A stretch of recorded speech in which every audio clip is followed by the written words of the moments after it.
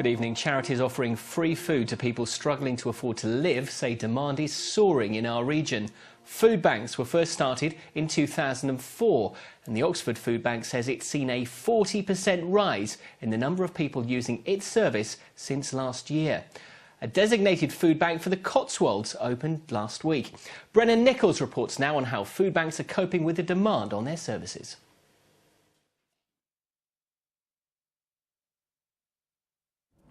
What's this? Is this juice in here? Early morning at the Oxford Food Bank and the vans are being loaded ready for their deliveries. Well, the Oxford Food Bank is different because it takes fresh or near sell-by-date food and delivers it to 30 of the 50 charities across Oxford.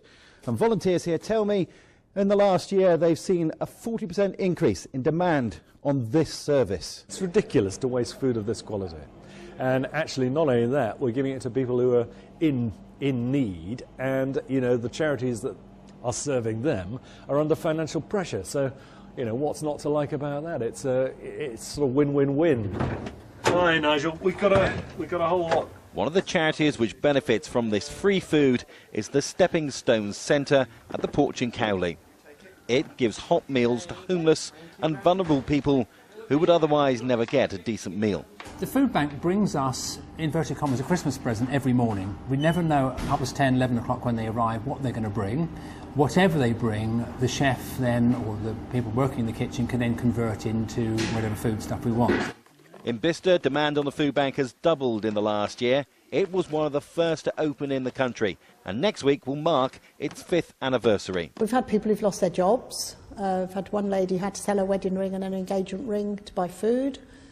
People have had their cuts in their salary, and generally slow paying out on benefits is one of the main things. They change the benefits and then the government doesn't act very quickly with them.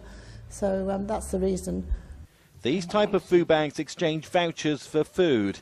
The Cotswold village of Naunton is the latest to open in our region, and even here there's help required behind this chocolate box facade. There are many low-paid workers in the Cotswolds, many on the minimum wage, and people often don't realise this, but there are people who clean, there are the equestrian workers who are on very low wages.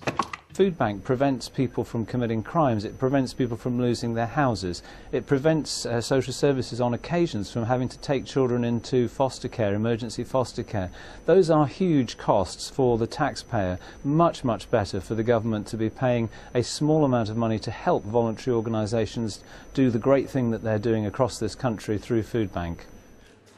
A new food bank will open next week in Banbury as the effects of the current financial climate continue to bite.